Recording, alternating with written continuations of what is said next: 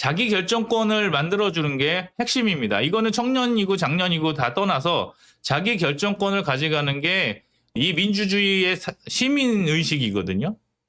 그러면은 자기 결정권이 되는 키워드 세 가지가 첫 번째 키워드가 자립이고요. 두 번째 키워드가 책임이고요. 세 번째 키워드가 시장입니다. 이 세 개를 통해서 자기 결정권을 실현하도록 만드는 거예요.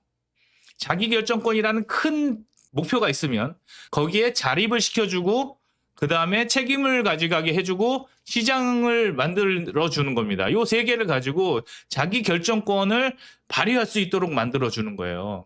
그러면 자립이라는 게 뭐냐면은 어떻게 해야 자립이 됩니까? 그 자립을 만들어주는 게 우리의 전체적인 핵심이 돼야 된다고. 뭐냐면은 외부의 도움 없이 스스로 역량으로 자기의 삶을 꾸려나가는 게 자립이에요. 그러니까 보수주의는 뭐냐면은 자립하는 것 자체가 개인의 존엄성이고 그리고 성취감의 증진이고요. 그게 보수주의 핵심이라고. 이 자립을 놓치면 보수주의는 망하게 돼 있습니다. 그래서 뭘 해야 되냐면은 경제적 자립을 하기 위해서 일자리가 되도록 만들어줘야 되는데 일자리의 문제점은 뭐냐면요. 노동시장에 봤을 때 신규 진입시장이라고요. 그래서 신규 진입시장에 신규로 진입을 할 수 없도록 만드는 게 누굽니까? 그게 기성세대인 거예요. 그래서 이 기성세대의 복지를 강화하면 강화할수록 그 피해를 누가 받냐면은 청년들이 받는 겁니다. 그러니까 기성세대도 뭘 하게 만들어야 되냐면은 기성세대도 자립을 시켜야 되고요. 청년 세대도 자립을 시켜야 됩니다. 청년 세대 스스로 혼자서만 자립할 수가 없어요.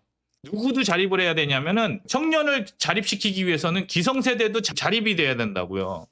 그래서 국민연금은 없어져야 됩니다. 통합돼야 되는 게 아니라 없어져야 되는 거고요. 지금 의료보험에 대해서도 좀 더 근본적인 것부터 다시 생각을 해봐야 됩니다. 그래서 자립의 첫 단계가 뭐냐면요. 일자리와 세제 혜택이에요. 그러니까 일자리를 만들고요. 세금을 안 뺏어가야 된다고요. 지금 세금하고 그다음에 4대 보험 같이 가잖아요. 그러면은 거의 40% 이상이 됩니다.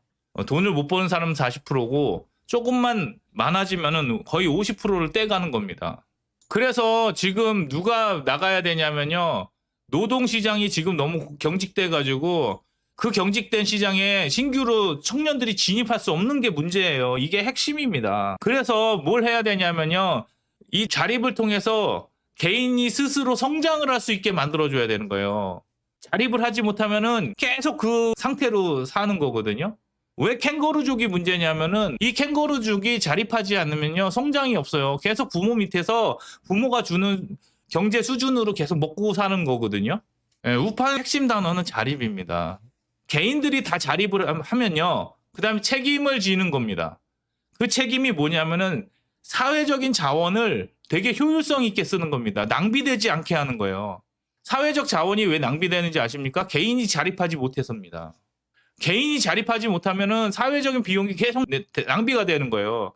왜냐하면은 거기에 묻어가는 사람들이 너무 많이 되니까요. 아, 오늘 뭐 드립은 너무 좋습니다. 우파는 자립, 좌파는 고립. 제가 볼 때 트럼프는 우리나라가 자립하지 못하면은 같이 가지 않습니다.